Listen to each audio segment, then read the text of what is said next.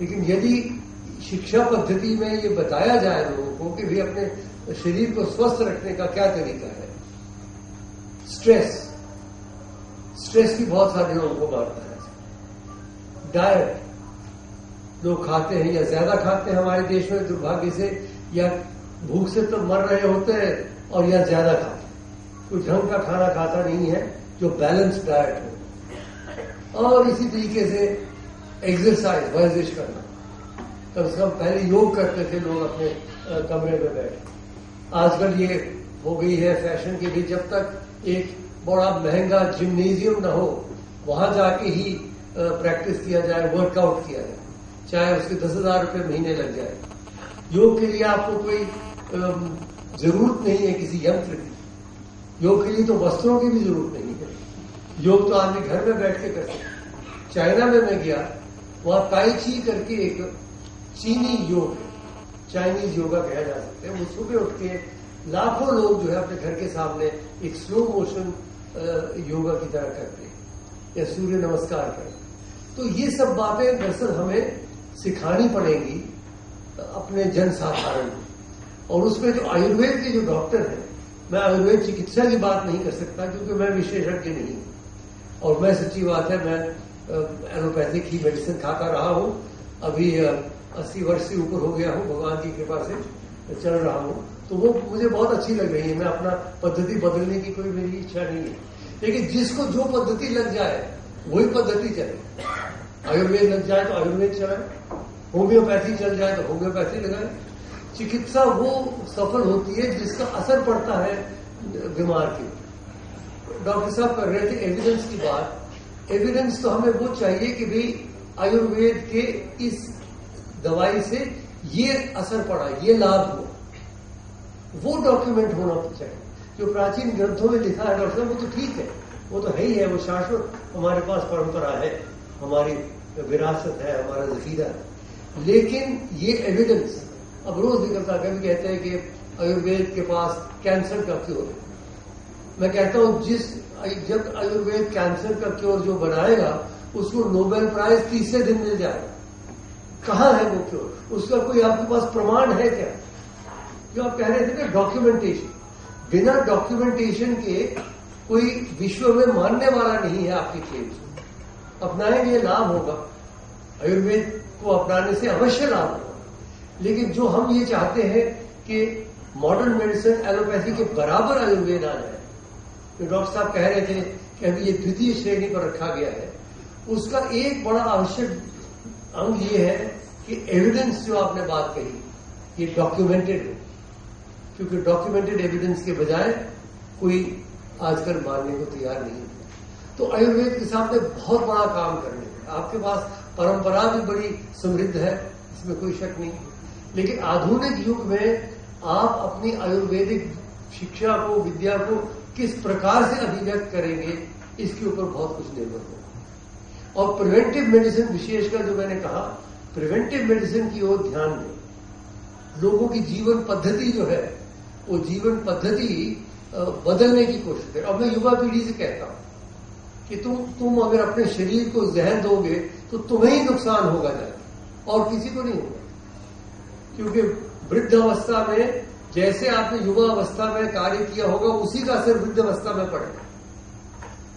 याद रखिए इस बात को। इसलिए युवा पीढ़ी से ही बच्चों को शिक्षा, स्कूल में, घर में कोई ऐसी बातें सिखानी चाहिए कि जो प्रिवेंटिव हो, जिनको छोड़ने, त्यागने से लाभ हो।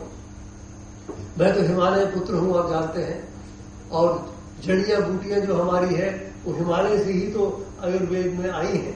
हनुमान जी भी जब गए थे, लक्ष्मण जब मूर्छित हो गए थे, तो वो हनुमान भी हिमालय का एक श्रृंग उठा के ही ले आए थे, उसी के अंदर बूटी हुई।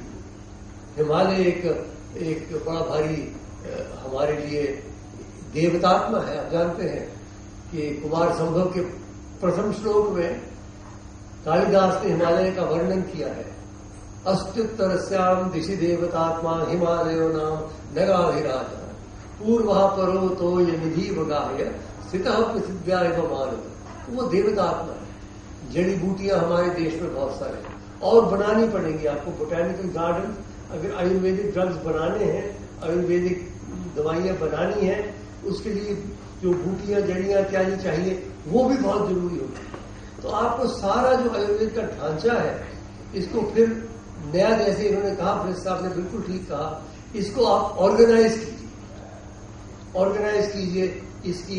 इसके जो बोटैनिकल गार्डन्स ऑर्गेनाइज कीजिए, इसकी जो दवाइयां कैसी बनती हैं, उनका कैसे क्वालिटी कंट्रोल कैसे होता है उसको ऑर्गेनाइज कीजिए। आपका जो प्रमाण निकलता है उसको आप डॉक्यूमेंट कीजिए। तो अगर ये सब चीजें आप करेंगे तो मुझे विश्वास है कि आयुर्वेद बढ़ेगा।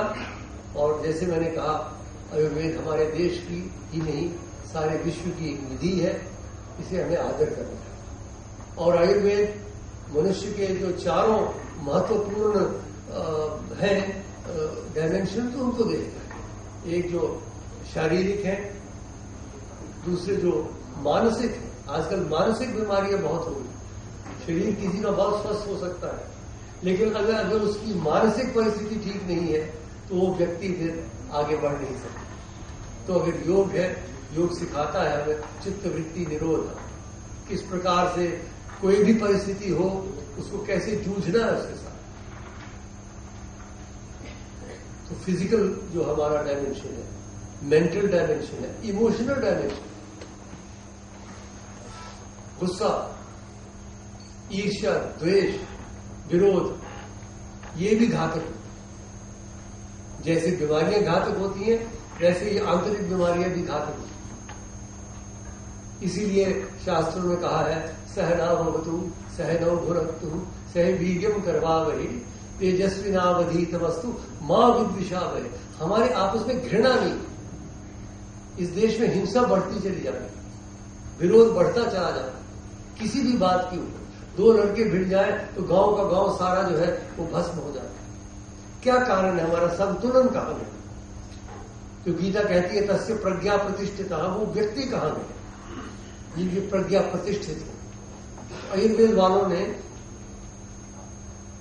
शरीर का, मन का, हमारे इमोशंस और सबसे बढ़कर हमारी जो आध्यात्मिक शक्ति, अध्यात्म जब तक नहीं बढ़ेगा तब तक मानव जाति का जीवन संपूर्ण नहीं होगा।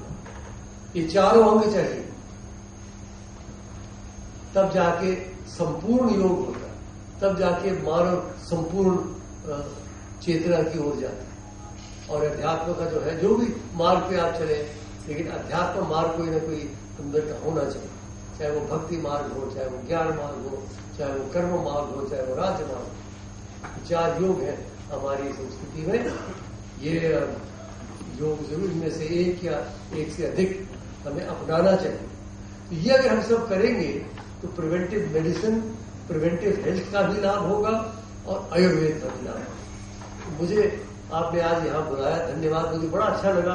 अर्चना जी, पहली बार मैंने आपका ये सभागार देखा, बहुत अच्छा लगा। एक मेरा सुझाव अवश्य है कि अगर आप हिंदी में कार्यक्रम कर रहे हैं तो निमंत्रण पत्र भी हिंदी में आना है। आप निमंत्रण पत्र को हिंदी में भेजते हैं और बातें करते हैं हिंदी में। आप दूसरी भाषी में करा करिए ना, जैसे हम संसद में करते हैं। लेकिन ये जरा ज्यादती है कि बुलवाना आप हिंदी में चाहते हैं और निमंत्रण अंग्रेजी में देते हैं। क्षमा करें। धन्यवाद, बहुत बहुत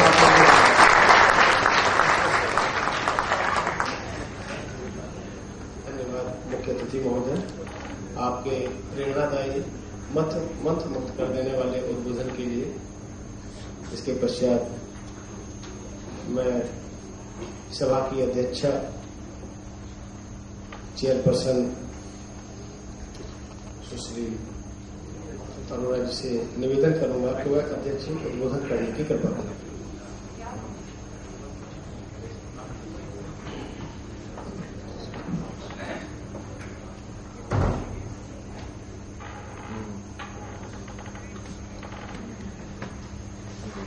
आदरणीय डॉक्टर करण सिंह जी, जो आज के मुख्य अतिथि हैं, कार्यशाला के ऑर्गेनाइजर्स और अतिथिगण, करना बहुत जरूरी है।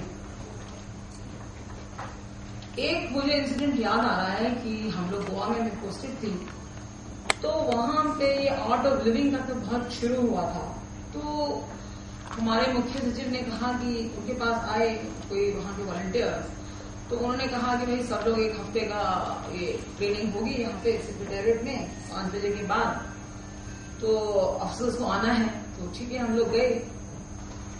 तो उसमें जो एक उनके जो आते थे हमें सिखाने के लिए, उन्होंने कहा कि देखिए अगर आप ये जो सुदर्शन क्रिया है वो करेंगे तो आपको कभी भी जिंदगी में स्ट्रोक नहीं होगा, कभी भी हार्ट अटैक नहीं होगा।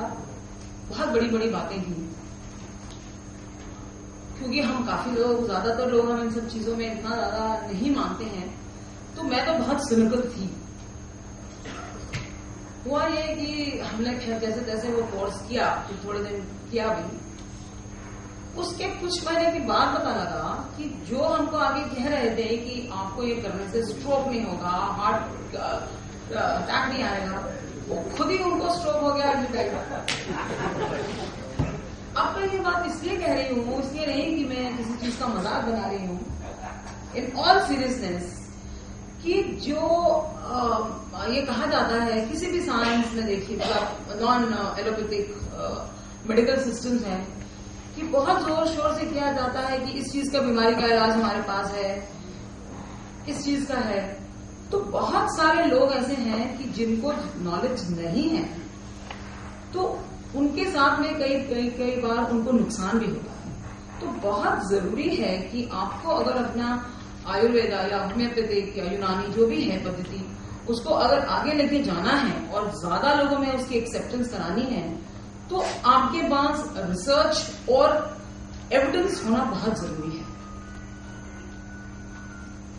मैंने ऐसे केसेस देखे हैं, हमारी फैमिली में भी था कि मेरे ब्रदर इन लॉ को कैंसर था, तो वो टीवी पे बहुत आता था। एक बॉम्बे के कोई यूनानी डॉक्टर थे, तो वो टीवी में आता था कि इतना हमने इतने लोगों को क्योर किया। और जब सब तरफ से, मेरे ब्रदर इन लॉ का जो टर्मिनल केस था, तो जब सब तरफ से कुछ नहीं हो पाया, तो उन्होंने वहां की मेडिसिन मंगानी शुरू की, और वो भी बहुत एक्सपेंसिव थी। अल्टीमेटली क्या हुआ, I had to go to event. और उसके कुछ टाइम के बाद पता लगा कि उनके यहाँ पे जो भी थे वो वैद्य डॉक्टर, कि उनके यहाँ पे उन्होंने बहुत कुछ, उनके पास कोई सर्टिफिकेशन वगैरह भी नहीं था। और फाइनली कोई इनकम टैक्स का रेड हुआ, कि सीबीआई का रेड हुआ, and now that fellow stopped coming on the TV. The whole point is that we have to ensure that, as Dr. Singh had said earlier, that each medical science or procedure knows the strengths and weaknesses. तभी आपकी credibility भी तभी बढ़ेगी जबकि जो चीज आप कह रहे हैं उसका आगे लोगों को पता लगेगा कि हाँ ऐसा हो रहा है। और एक और बहुत आप लोगों को मालूम होगा, मैं कोई स्पेशलिस्ट नहीं हूँ, कि पिछले दिनों में हमने बहुत पेपर्स में आता था कि जितनी आयुर्वेदिक मेडिसिन है इनमें हेवी मेटल भाग है। तो एक कोई फार्माकोलॉजी पे भी आप काम लोग कर ही रहे होंगे, अगर नहीं कर रहे हैं तो शायद उस पर भी ध्यान देना बहुत जरूरी है। तो मैं आप लोग को बहुत बहुत बधाई देती हूँ और शुभकामनाएं देती हूँ कि आपका जो ये वर्कशॉप है इससे कुछ ऐसे रिकमेंडेशंस निकले जो आपके आयुर्वेदा के सिस्टम के लिए भी यूजफुल हो, और बाकी पेशेंट्स हैं, जो बाकी जनता जो है, उनको भी उससे लाभ पहुंचे। Thank you.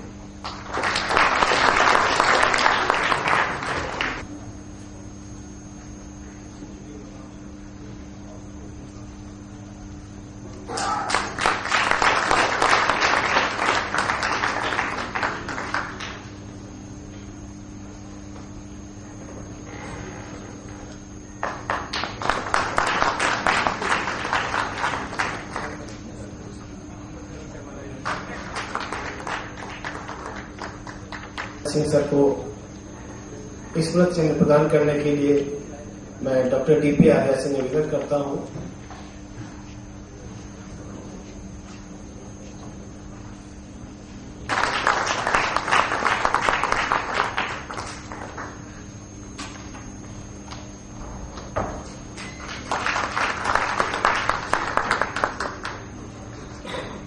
Professor GS Tomar से निवेदन करूंगा कि वह अध्यक्षा महोदया को स्मृति चिन्ह प्रदान करें। दिखाइए सर, कीजिए सर, इसकी प्लीज।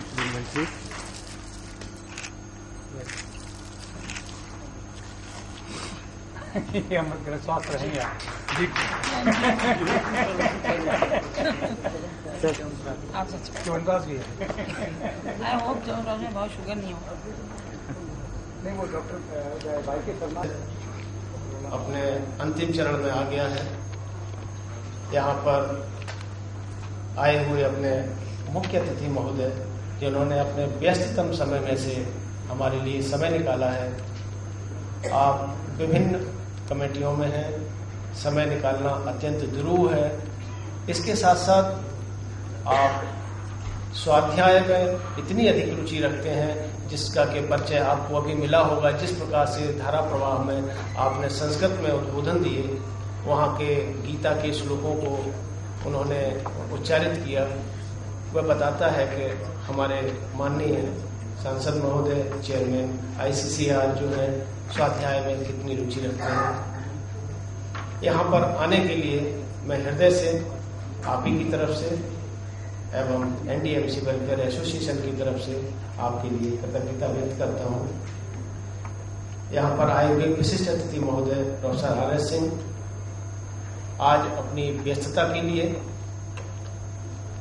एकेडमिक जो कॉन्फ्रेंसेज होती हैं उसमें योगदान के लिए, उसमें भाग लेने के लिए इतने व्यस्त रहते हैं कि उनको समय निकालना किसी भी कॉन्फ्रेंस के लिए बहुत दुरूह होता है।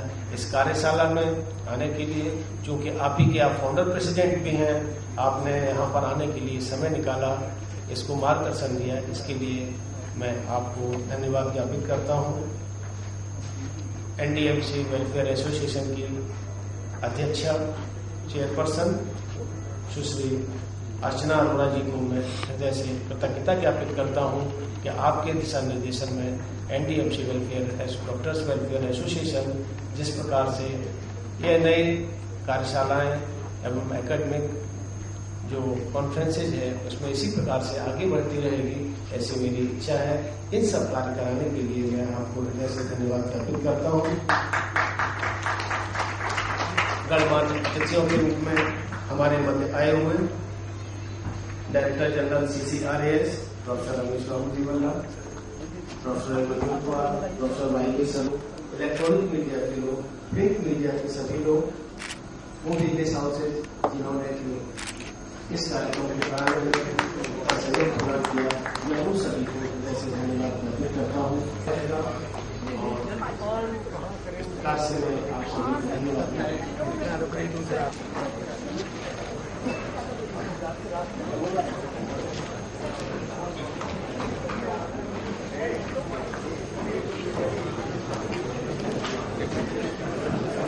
यह एक औपचारिक था किसी भी समारोह के होने के लिए, लेकिन जो एक्चुअल डेलिब्रेशन है जिनकी मुख्य अतिथि महोदय ने जिनके बारे में बात की थी कि आप लोग एविडेंस के साथ में आइए, तो वो सारे एविडेंस अभी इतने सारे लोगों के समक्ष प्रस्तुत किए जाएंगे। मैं आशा करता हूँ कि आप इतने ही सारे जिस प्रकार से हमारा यह और भरा हुआ है आप सभी बनाएंगे और साइंटिफिक डेलिब्रेशन सम्मिलित होंगे। Thank you sir, thank you very much. अरे हाँ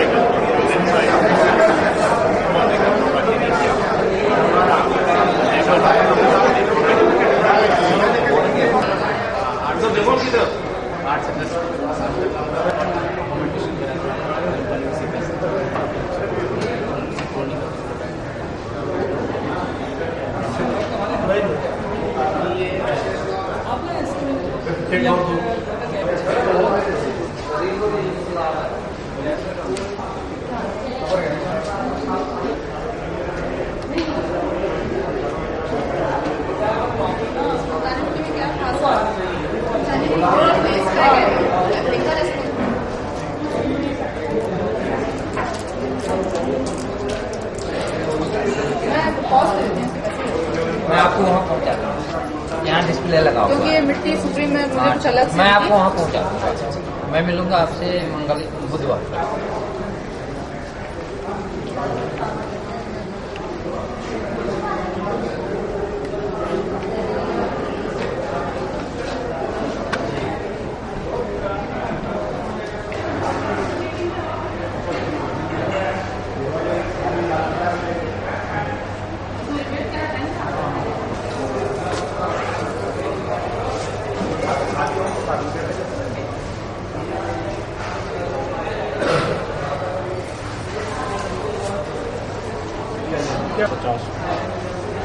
है ना जो खुले पैसे हैं 50